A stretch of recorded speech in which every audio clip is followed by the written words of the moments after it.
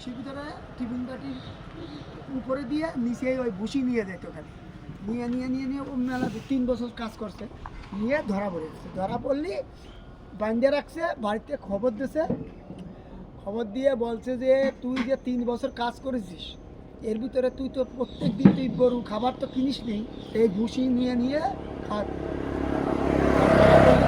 14,000 টাকা ফাইন করেছে আর ওর চাকরি চলে গেছে, কাজ ছেড়ে দিয়েছে।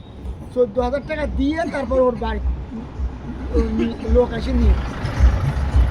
সিসি ক্যামেরা ধরা পড়ে গেছে ওই জায়গাতে গরু সিসি ক্যামেরা আর কাউন্টার দিয়ে দেওয়া সে নেয় গরু ওই যে যে লোকগুলো খায় ওই ক্যান্টিনের সাথেই হচ্ছে গরুগুলো। আবার ওই টাকার অফিসও হচ্ছে এক জায়গায় দিন সিসি ক্যামেরা ওইখানে প্রচুর। ও বুঝতে পারি চোরের 10 দিন গৃহস্থের 1 দিন ধরা পড়বেই।